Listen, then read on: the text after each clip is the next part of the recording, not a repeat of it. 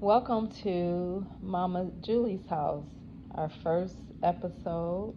Not really sure where Mama Julie is going with this, but first I want to share with you the origin of Mama Julie and where I got that name.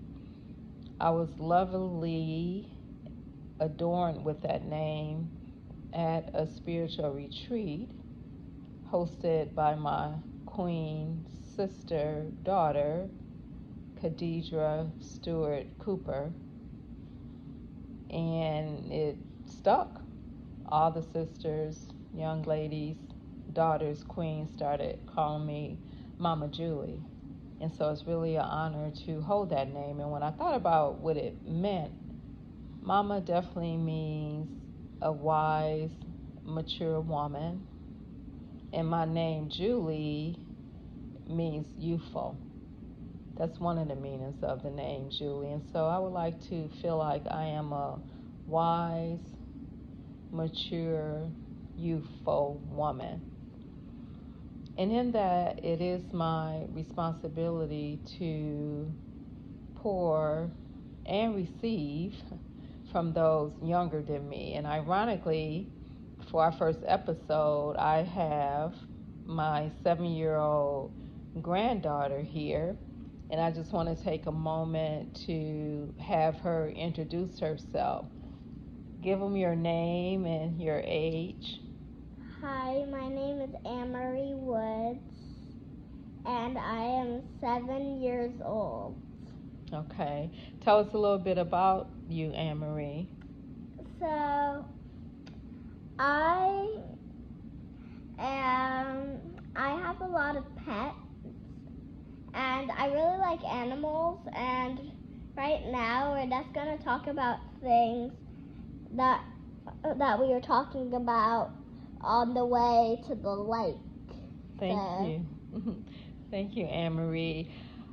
Okay, so like she said, we're going to talk about things that we talked about on the way to the lake. So when we left out of the house, I said, oh, I forgot my phone. I should go back and get it so I can take some pictures of us at the lake.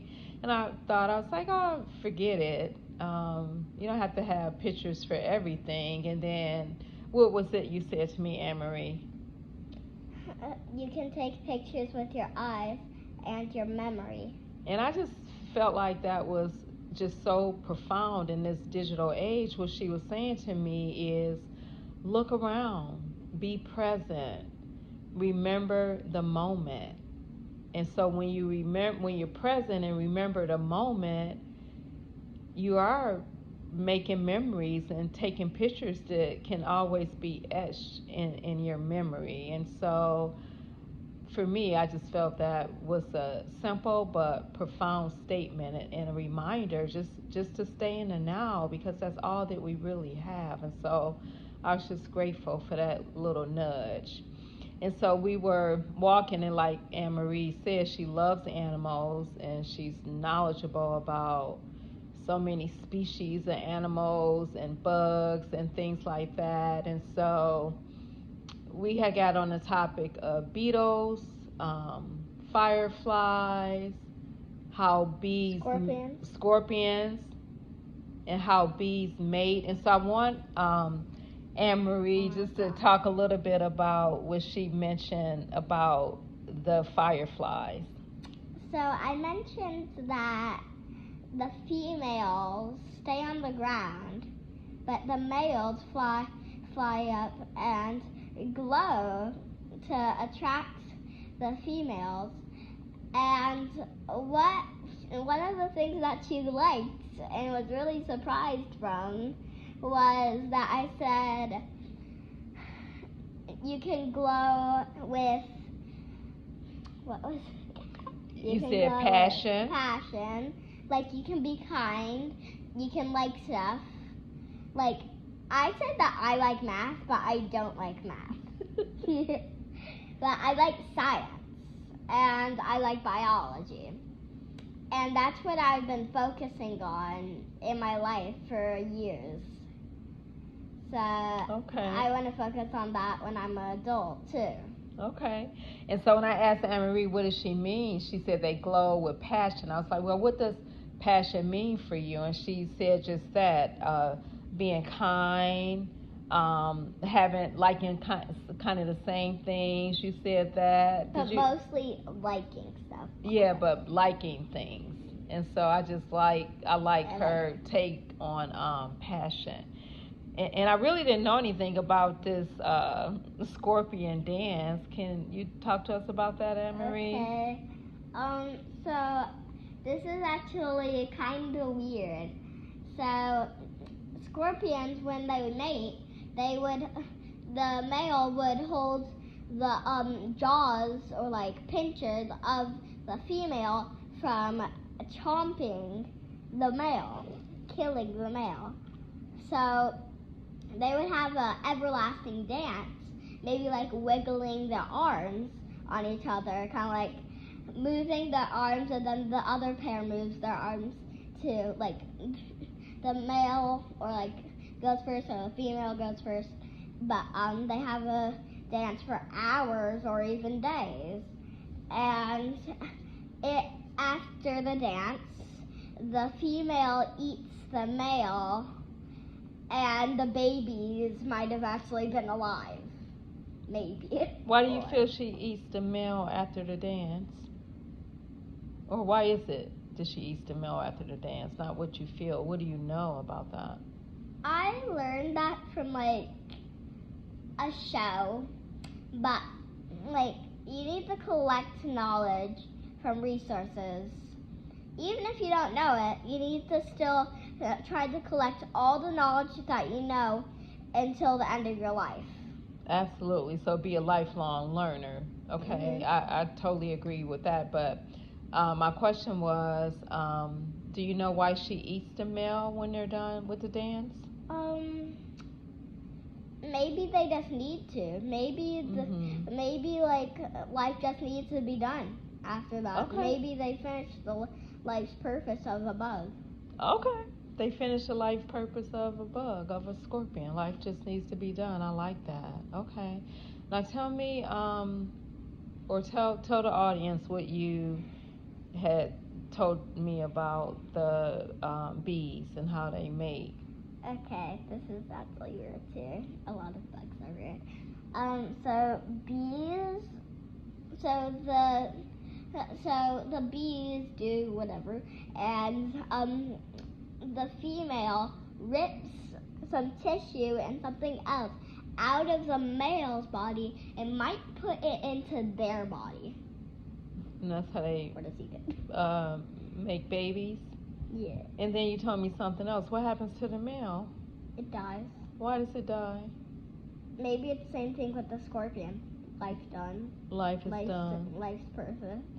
Served its purpose. So made the babies and then they die. Do you really feel like, I mean, that's what happens. We can't do anything about that, but that just kind of makes me sad that the male dies and serves his purpose. But the female doesn't. And the female doesn't. Huh. That's interesting. Females do more work than males, though, kinda. Really? Well, in human ways. Okay. That's actually true, kinda. They have the babies. They keep the babies in. They have most of the time. Okay. Yes. Okay, you meant do the most work as far as making a child. Yeah. Right. Okay. Right. They have the babies. They keep the babies in. They deliver them in pain. Okay, I see what you mean. Yeah, that is a lot of work. So it was another bug or something you mentioned. Do you remember? Oh yeah, the beetle. Oh yeah. I mentioned that I saw a decapitated beetle on this walk of ours, and ants were eating it. We saw like some ants, and we saw the beetle. The main subject in this one, well, not in the episode, but in the beetle story, is the beetle. I talked about like how old do you think it is? How old do you think I didn't really talk about it, but I asked her questions. How old do you think it is? How old do you think it has been dead? like that. Mhm. And like I talked about how some beetles, there's a beetle that has like these horns kinda, and they fight because one, maybe territory, but two, mates. Mates is like male and female, yeah, and so it they fight, and the loser gets its horns broke off, and the person that wins, well, The bug bug. that wins, not person, Mhm. bug that wins gets to be with the girl. With the girl beetle. So two males fight, and the male who loses his horn loses, and the one who did not lose his horn get to be with the female beetle. And so I just want you to think for a moment, like these 4 different bug and stories that you told me, how do you feel like that relates to human beings, if at all? One, the passion part. The Two, passion. everything and everyone has stress in their life. And as you heard in this video, these bugs had a lot of stress in their life. And so do humans. So we probably feel the same things. And we are all animals if you accept bugs as animals. Okay. So Okay. we're animals too, because we are related to monkeys. Okay. Okay. Okay. So, Anne-Marie, thank you so much for being the first guest in Mama Julie's house. How did it feel to be the first guest at Mama Julie's house? A little, I was like whoa, and like kind of like maybe like excited or shy maybe, but it was really crazy and like weird talking about these bugs and their life. Like the bee one was really crazy, the scorpion one was crazy too, but it's good to be here. Oh, thank you so much. I am so honored. It is a life opportunity. Oh, thank you, sweetheart. I love you. Thank you so much for being here. Bye. Bye-bye. Bye.